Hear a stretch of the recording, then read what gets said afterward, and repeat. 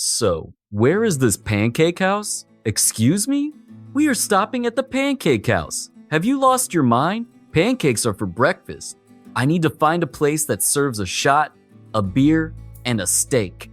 Perhaps it's something more. There exists a certain class of actor who, rather than inhabiting a film, seems to puncture it.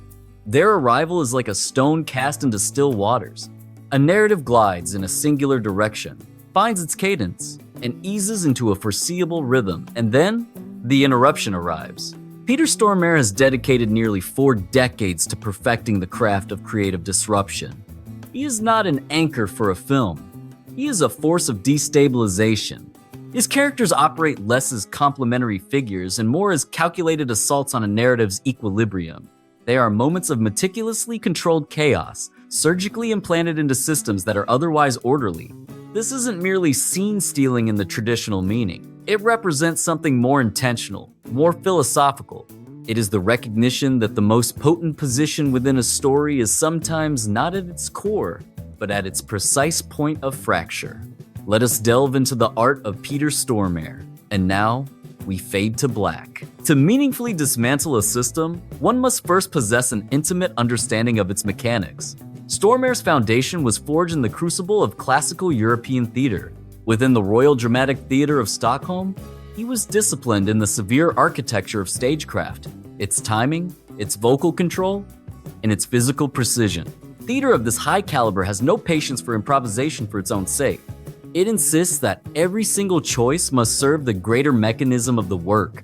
By the time he was being cast by American directors, Stormare had cultivated an instinct for locating the exact pressure point where a narrative yearns for stability, and then delivering its absolute inverse. In Fargo, his Geir Grimsrud is a variable that fundamentally rewrites the entire equation. The Coen brothers had engineered a universe governed by a logic of dark comedy, one that was verbose, driven by mishaps, and escalating through poor judgment.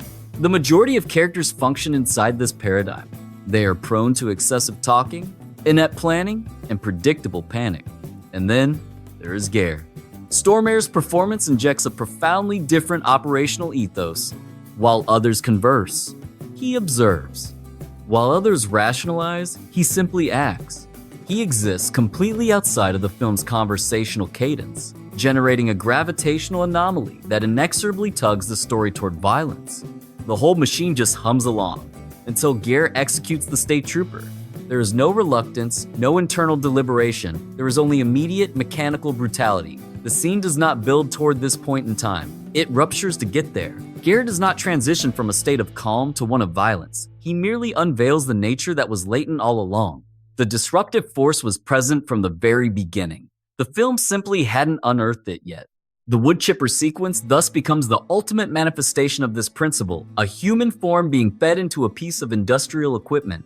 It is the orderly narrative grinding to a halt against an element that is utterly incomprehensible. Stormare performs the act as a simple exercise in problem solving. The image achieves its iconic status precisely because the performance rejects any impulse to make it theatrical. Stormare's dominance in Fargo is not achieved through screen time. It is achieved by introducing a component that the system is incapable of assimilating. Following Fargo, filmmakers began to seek out Stormare for the specific purpose of manufacturing imbalance. In The Lost World, Jurassic Park, his character, Dieter Stark, is presented as a capable professional. Then, Spielberg engineers his isolation, permitting Stormare to enact the methodical disintegration of that very competence. The hunter is made the hunted. Consider Armageddon, where he assumes a functional role and then completely unsettles it through a sheer, unwavering commitment to eccentricity, treating cartoonish logic with the utmost gravity. By the 2000s, Stormare's very presence on screen had become a kind of signal. His appearance alone telegraphed unpredictability before a single word was uttered. In Minority Report, he embodies the organic and the unregulated, a profoundly human disruption injected into a world utterly fixated on control. It is in Constantine, however, where Stormare achieves what may be his most elegant act of disruption. His Lucifer materializes at the film's apex not as a conventional antagonist, but as a placid, almost collegial figure. The performance is infused with warmth, a conversational ease, even a certain charm, and for that very reason, it is deeply unnerving. Stormare portrays a devil devoid of theatricality, stripped of the anticipated menace. He is merely there, an inevitability, an absolute command. The disturbance, in this case, is philosophical. Evil has no need to proclaim its arrival. Stormare makes Lucifer feel less like an adversary and more like a law of nature. It is a masterclass in how to subvert audience expectation through the power of restraint. Prison Break provided Stormare the space to perform as a prolonged agent of destabilization over multiple episodes, perpetually threatening to wrench the entire narrative from its predetermined course. Video gaming provided yet another arena for his evolution. In Until Dawn, his portrayal of a psychiatrist shatters the fourth wall between chapters, a framing mechanism that operates as a form of psychological intrusion upon the player. In Destiny 2 and Call of Duty, his unmistakable voice becomes the disruption itself, a fissure within the game's sonic architecture. The consistent principle is this: disruption does not necessitate a physical manifestation. It necessitates distinction. Stormare is part of a select lineage of actors who comprehended the power of this kind of surgical interference. Dennis Hopper perfected this method in films like Blue Velvet and Speed, materializing to destabilize the tonal foundation and then asserting dominance through pure unpredictability. Christoph Waltz, in Inglourious Basterds and Django Unchained, functions in a similar capacity, introducing a linguistic playfulness and sudden savagery into stories that are forced to constantly recenter themselves around his presence. Javier Bardem in No Country for Old Men works from the same principle of immense, compressed stillness that erupts into sudden, decisive action. What truly sets Stormare apart is his unwavering consistency across 4 decades. He has constructed a magnificent career upon this singular, powerful insight. His technique betrays a sophisticated awareness of how an audience metabolizes a performance. He uses timing as a point of rupture, with lines spoken just off-kilter enough to prevent viewers from settling into any predictable pattern. He uses his accent as a tool of alienation. His Swedish intonation is a perpetual reminder that this character is governed by a different logic, what the theorist Brecht identified as the distancing effect. He uses tonal inconsistency as a deliberate strategy, shifting from menacing to playful to matter-of-fact within a single scene, thereby preventing any stable emotional relationships from ever taking hold. What is truly unsettling is the performance of pure logic over passion. His characters operate with a chilling absence of emotional tells, proposing the terrifying possibility that brutality can be a product of cold, dispassionate reason. The result, viewed in aggregate, is profound. A Stormare performance feels like an invasive species in the cinematic ecosystem, an entity operating under a foreign set of physical laws and governed by an alien moral calculus. It is precisely this fundamental incompatibility that creates the rupture, showcasing an artist who comprehends disruption not merely as a tool for acting, but as a comprehensive creative worldview. He has consistently sidestepped the path to traditional movie stardom, for to be the lead is to become the gravitational center, the very system around which all other elements must orbit. Stormare consciously rejected this, instead architecting a career based on infiltrating a narrative, recalibrating its internal dynamics, and then vanishing. His parallel life in music is a testament to an artistic spirit that refuses confinement to a single medium. His frequent returns to the stage underscore a deep, continuing dialogue with live performance, an arena where his disruptive force must be tuned with exquisite precision without the safety net of editing or another take. His spontaneity remains paradoxically intact.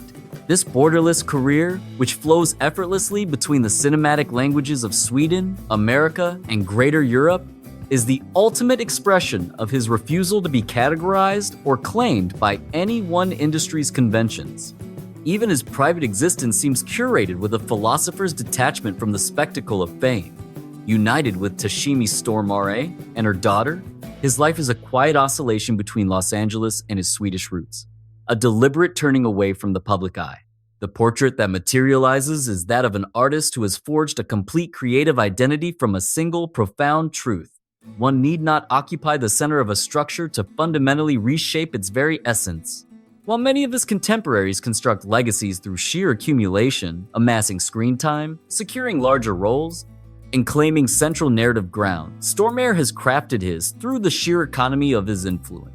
He stands as living proof that a 40-year career of profound significance is possible without once shouldering the burden of carrying a film. That you can become one of the most indelible performers of your generation by choosing to master the art of the unforgettable moment over the arc of the unforgettable story. In recent years, he has seamlessly transposed this methodology into projects like John Wick Chapter 2 and the series American Gods, while also extending his unique vocal signature to major video game franchises.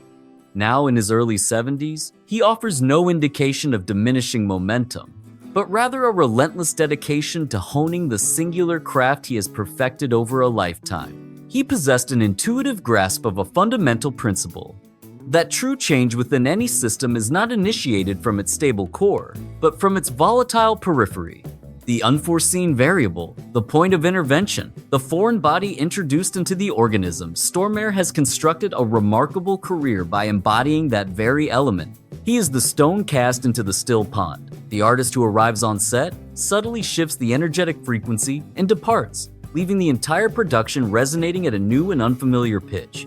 And personally, I cannot wait to witness where his next calculated disruption will lead. Thank you so much for joining me.